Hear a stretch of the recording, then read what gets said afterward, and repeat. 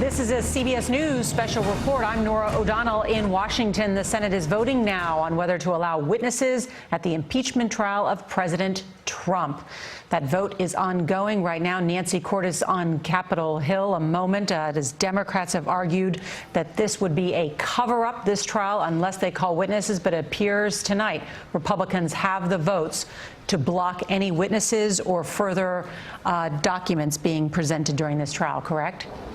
That's correct, Nora. This will be a victory for the party that controls the Senate. The Republicans, all but two of them, planning to vote against new witnesses or documents from the White House. Only two Republicans at the end of the day, Susan Collins of Maine and Mitt Romney of Utah, said that they want to get those witnesses, those documents, so that they can make a full decision about whether to acquit or remove this president at the end of the day. But most Republicans say they have heard enough. They had a chance to ask 180 questions over the past couple of days. They say they know the story and they are ready for the final vote. Mr. Rubio. And we listen for that final tally, but it appears it could be 49 votes in favor of witnesses and additional documents, with 51 opposed, showing how razor thin that margin will be in the United States Senate. As we see this shot for the first time, as each of the senators weighs in with an aye or a no.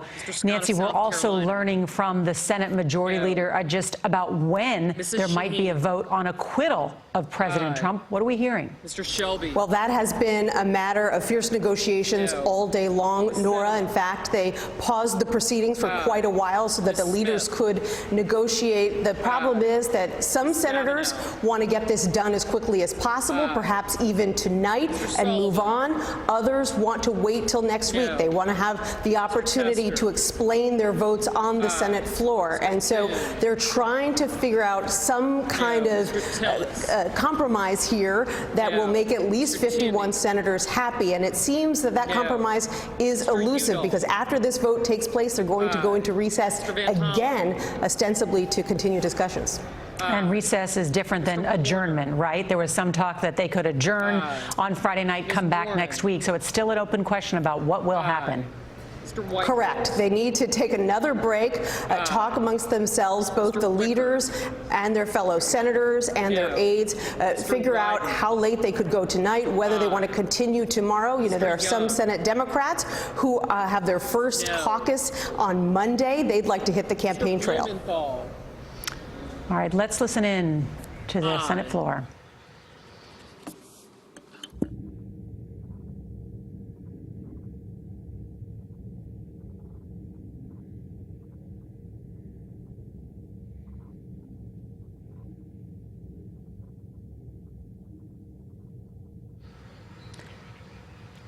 A final vote tally is about to be announced, which we want to listen to along with you, as this is a critical moment in the impeachment trial of President Trump.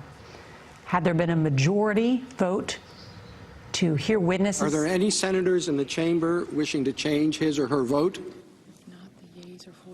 If not, the yeas are 49. The nays are 51. The motion is not agreed to. Under the previous order, the Senate stands in recess, subject to the call of the chair.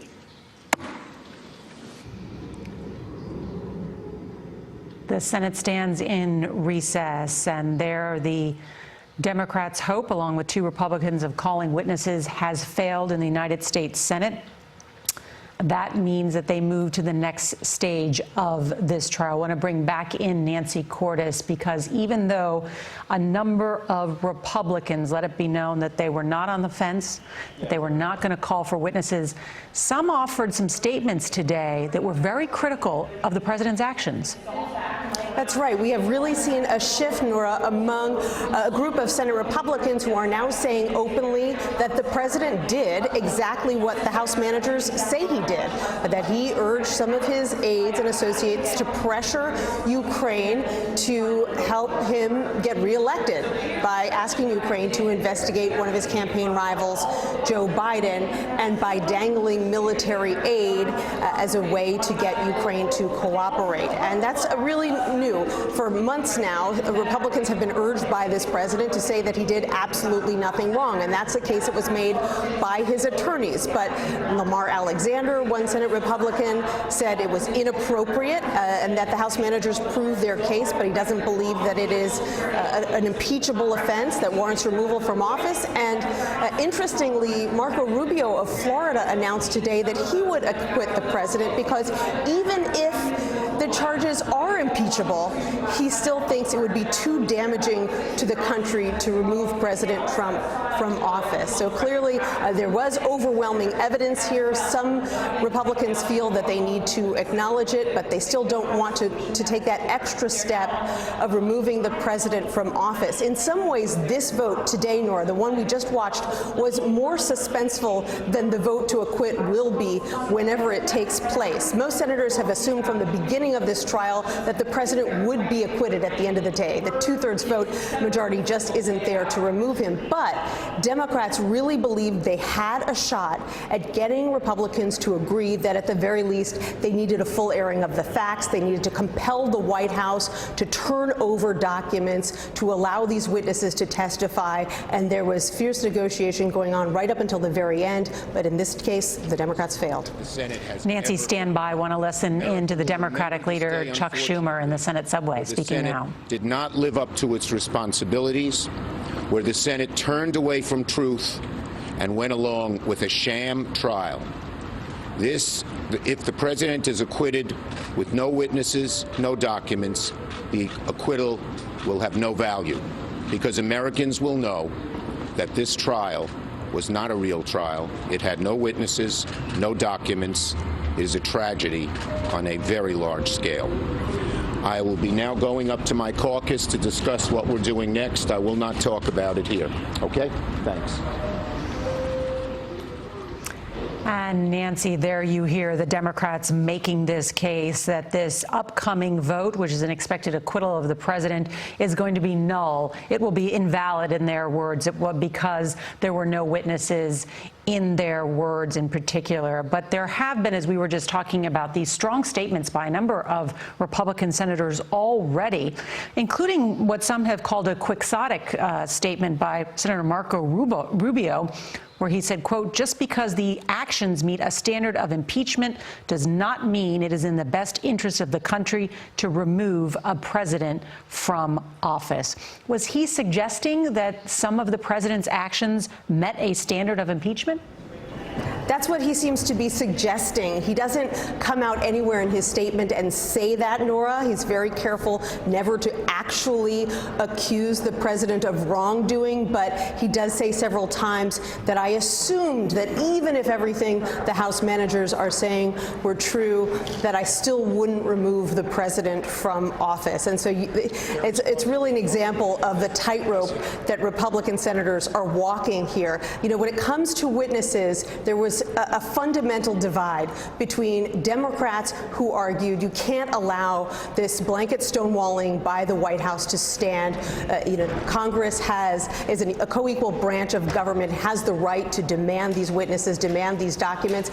And then you had Republicans arguing that that should have been done by the House of Representatives in its impeachment inquiry, and that Democrats there gave up too easily. They didn't take it to court to try to fight the White House, even if it took months or maybe even years, to compel those witnesses to testify. So those battle lines were drawn early. We heard the House impeachment managers make the case over and over again. So did the president's attorneys. That's really what a lot of this trial was about this moment, this vote on witnesses. And now we know the outcome. It was very close, razor thin, 51 to 49.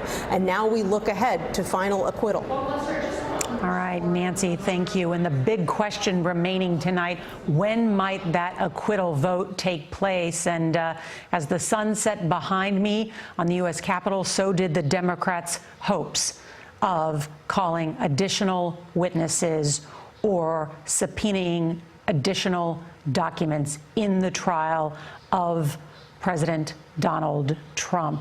There was even a bombshell new report today that the president's former national security advisor detailed a meeting that was held in the Oval Office in early May of last year, in which John Bolton alleged the president asked him to tie military aid to Ukraine to an announced investigation against the Bidens. We will keep you up to date on all of the news. Just to recap, the Senate vote was 51-49 against calling witnesses in this impeachment trial, a huge victory for the president's defense team. Our coverage will continue on our 24-hour streaming network, CBSN. You can watch it at cbsnews.com or on our CBS News app.